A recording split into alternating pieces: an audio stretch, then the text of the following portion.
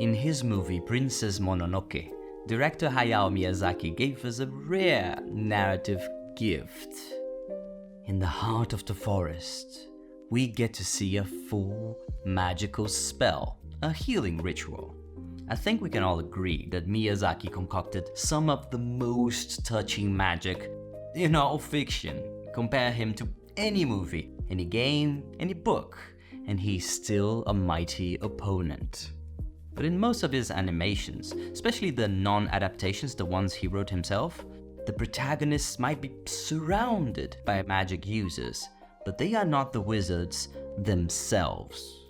And because of that, we only get to see fragments of his mystique. In Mononoke, we witness a complete spell from start to finish.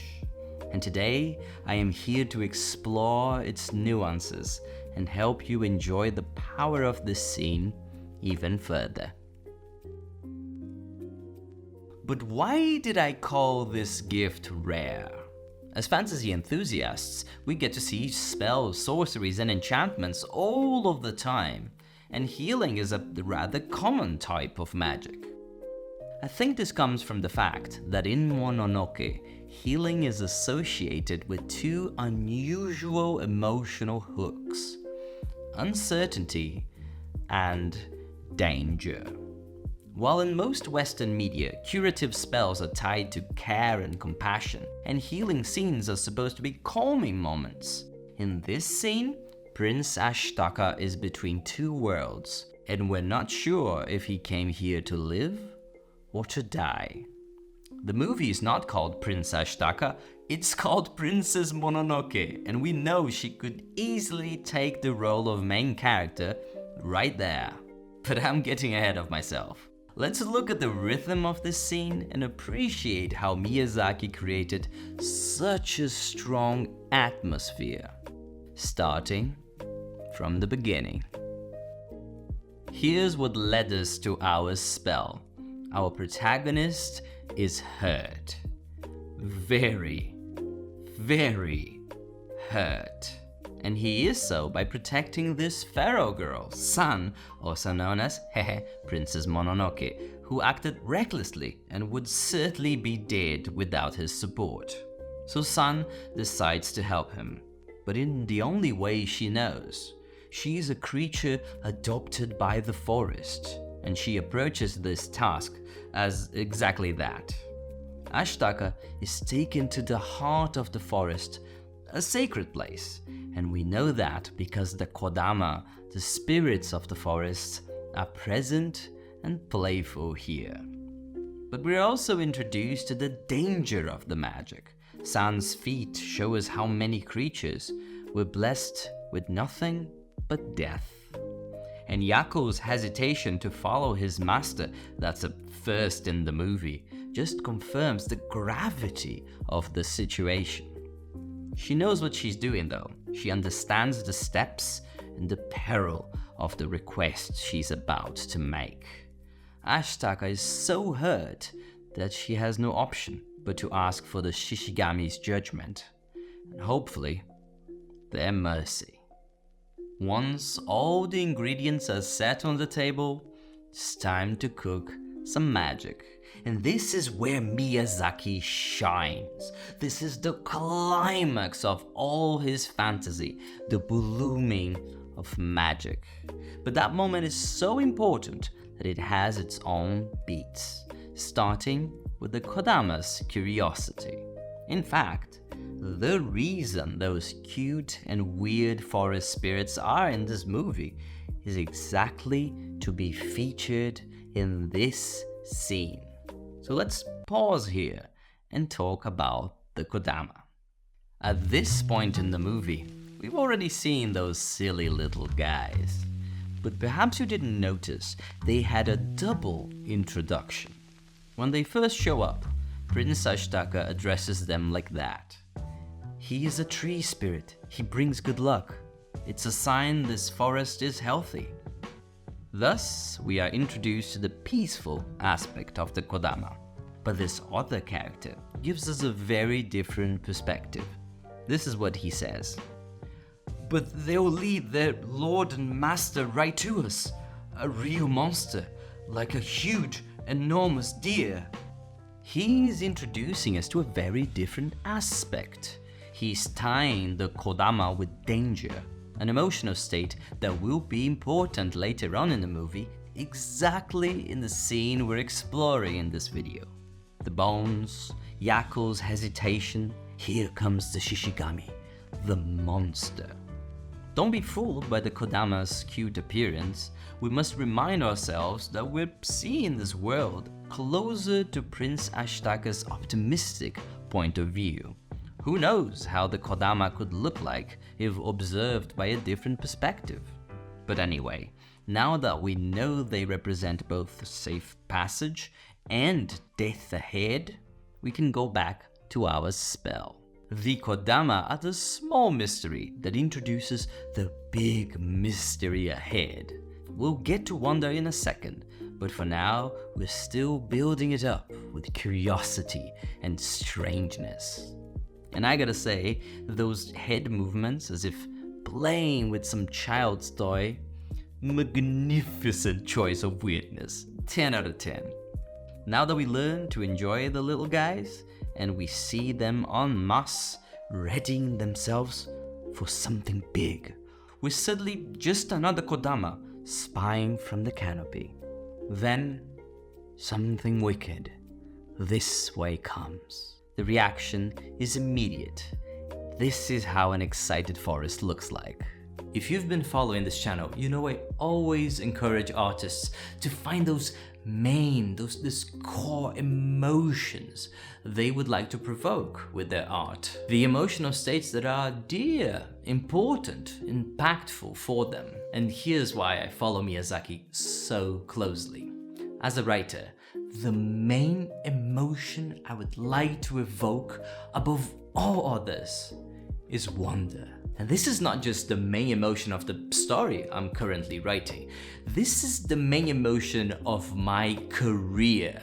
This is the main emotion of my fleeting life as a human. When I find a scene like the one we're exploring, I don't want to just watch it. I want to breathe it in. I want to dive into it. I deeply desire, even for a moment, for a split second, to be there. Body and soul. I mean, look at this scene. This is a masterclass on the emotion of wonder. Here they come, the Nightwalker, a dream striding across the forest, a force too big for mortals to comprehend. And we know exactly where they're going. Those side characters here give us just a bare minimum backstory. Now we know they have a name. Now we know some people think that even looking at them is a defiling act. But most of the scene is slow and without dialogue. Miyazaki wants us to damp our eyes. Miyazaki wants us to stare in silence. This is not wonder that comes from the mind. This is wonder that comes from the heart. Come, be like one of the Kodama right now. Observe from below. Bear witness to this great spirit, the Shishigami. Share their magnificent presence with us. You gotta fall in love with magic as charming as that. There's no way around it. The wonder, the awe. But we're not done here.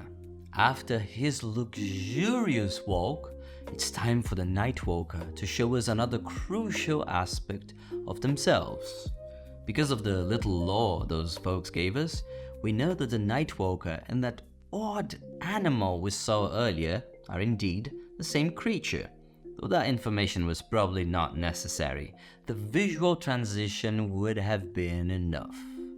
This being is the bridge between the spirit world, the realm of the immaterial, and the physical world. Yes, they are ghost-like, larger than life, but they're also this: hooves and fur, growing and withering. They're material, they can be touched, they have a smell. Now's a good moment to point out another important detail about this story. The Nightwalker is not the only bridge character in this story. The other one is Sun, our wild princess, who, in her position as a human accepted by the forest, is also a bridge between two conflicting worlds. And I must say, having characters representing the messy thresholds between different universes is a great way to add immense nuance to a narrative. But let's get back to our life and death god. The Shishigami approaches the wounded prince, and we're not sure what's gonna happen. We've been introduced to both protection and danger. Now it's time for judgment. We have reasons to believe in Ashitaka's heart. We've seen how noble he can be, but we've also seen him, intentionally or not, brutally murdering people. What does that make of him in the literal eyes of the forest? The interaction with the twig informs us that the message has been received. They were summoned, and here they are. But what do the dead leaves mean? Was this an exchange? A life for a life? Or is this the equivalent to a Roman emperor's thumbs down? The next moments happen in absolute silence. No soundtrack. Nothing.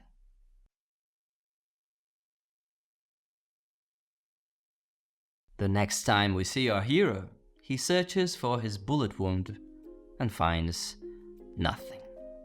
Though this is where the actual magic ends, I wanted to add one last beat to this scene. What happens just after Ashitaka wakes up?